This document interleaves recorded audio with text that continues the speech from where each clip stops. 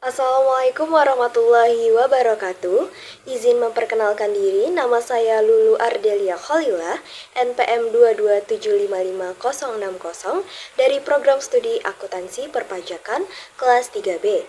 Di sini saya akan menjelaskan materi tentang penyajian laporan keuangan. Berikut adalah penjelasannya. Yang pertama adalah definisi laporan keuangan. Apa sih laporan keuangan itu? Jadi laporan keuangan adalah suatu penyajian terstruktur dari posisi keuangan dan kinerja keuangan suatu entitas. Jadi kinerja keuangan itu dapat dilihat dari laporan laba rugi dan penghasilan, sedangkan posisi keuangan itu dilihat dari laporan keuangannya. Nah, laporan keuangan sendiri itu memiliki tujuan. Tujuannya yaitu yang pertama, memberikan informasi mengenai posisi keuangan. Yang kedua, memberikan informasi mengenai kinerja keuangan. Dan yang ketiga, memberikan informasi mengenai arus kas entitas. Dan juga laporan keuangan ini bermanfaat bagi sebagian besar kalangan pengguna laporan keuangan dalam pembuatan keputusan ekonomi. Terdapat beberapa laporan keuangan yang wajib dibuat berdasarkan PSAK. Yang pertama yaitu laporan posisi keuangan. Laporan posisi keuangan atau Statement of Financial Position adalah laporan sistematis mengenai aktiva, utang, serta modal dari suatu perusahaan pada periode tertentu. Selanjutnya yaitu laporan laba rugi dan penghasilan komprehensif lain. Nah, apa sih itu penghasilan komprehensif lain? Jadi penghasilan komprehensif lain berisi pos-pos penghasilan dan beban yang tidak diakui dalam laba rugi sebagaimana disyaratkan atau diizinkan oleh SAK. Nah, penghasilan komprehensif lain disajikan dalam dua kelompok, yaitu yang pertama tidak direalisasikan lebih lanjut ke laba rugi, dan yang kedua akan direalisasikan lebih lanjut ke laba rugi ketika kondisi tertentu terpenuhi. Nah, selanjutnya laporan komprehensif itu terdiri dari laba rugi tahun berjalan dan penghasilan komprehensif lain. Laporan laba rugi komprehensif dapat disajikan dengan dua cara, yaitu satu laporan atau dua laporan. Selanjutnya yaitu laporan perubahan ekuitas. Laporan perubahan ekuitas atau modal adalah laporan yang isinya memberikan informasi mengenai perubahan modal akibat penambahan dan pengurangan laba atau rugi dan transaksi keuangan pemilik modal.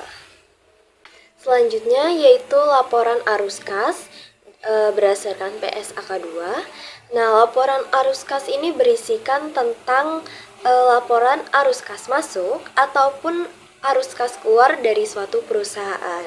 Jadi terdapat 3 aktivitas utama dalam perusahaan, yaitu kegiatan operasional, investasi, dan pendanaan. Selanjutnya yaitu catatan atas laporan keuangan. Ini catatan atau informasi tambahan yang ditambahkan ke bagian akhir laporan keuangan. Nah, biasanya ini berisikan info yang tidak disajikan di bagian manapun, namun relevan untuk memahami laporan keuangan. Nah, diantaranya adalah pengungkapan akhir, yaitu seperti jumlah dividen diumumkan sebelum selesai laporan keuangan, kemudian jumlah dividen referen yang tidak diakui. Kemudian yang keenam yaitu informasi komparatif periode terdekat sebelumnya, dan yang ketujuh laporan posisi keuangan pada awal periode terdekat sebelumnya. Selanjutnya yaitu karakteristik umum laporan keuangan. Yang pertama, penyajian secara wajar dan kepatuhan terhadap SAK. Yang kedua, Dalam menyusun laporan keuangan, manajemen membuat penilaian terhadap kemampuan entitas dalam mempertahankan kelangsungan usaha. Yang ketiga, menyusun laporan keuangan atas dasar akrual. Yang keempat, entitas menyajikan secara terpisah setiap kelas pos serupa material dan menyajikan secara terpisah pos yang memiliki sifat dan fungsi yang tidak serupa. Kemudian yang kelima, frekuensi pelaporannya secara tahunan. Dan yang terakhir, yaitu penyajian dan klasifikasi harus konsisten kecuali terjadi perubahan data.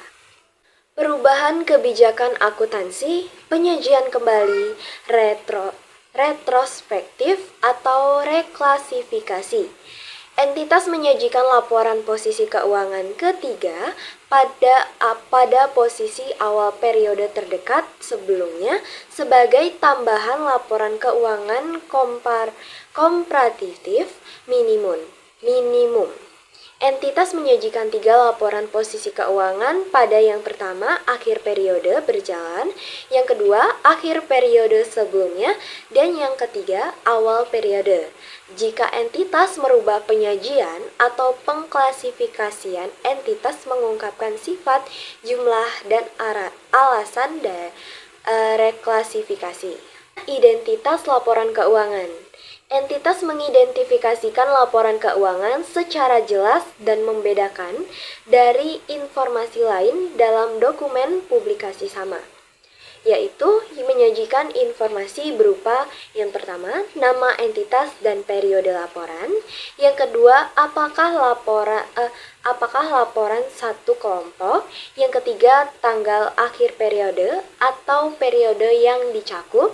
Yang keempat, mata uang pelaporan. Dan yang kelima, pembulatan yang digunakan. Selanjutnya yaitu klasifikasi aset dan liabilitas. Aset terdiri dari 2, yaitu aset lancar dan aset tidak lancar. Aset lancar yaitu jika merealisasikan atau dimaksudkan untuk menjual atau menggunakan dalam siklus operasi normal. Kemudian biasanya diperdagangkan atau untuk diperdagangkan atau diperjualbelikan. Nah, batas waktunya yaitu 12 bulan setelah pelaporan. Nah, aset tidak lancar yaitu kekayaan perusahaan yang sulit diubah menjadi uang tunai dalam kurun waktu dekat.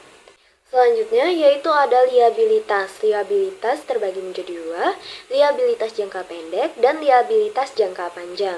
Liabilitas jangka pendek yaitu menyelesaikan liabilitas tersebut jatuh tempo untuk diselesaikan 12 bulan sebelum periode pelunasan dalam operasi normal.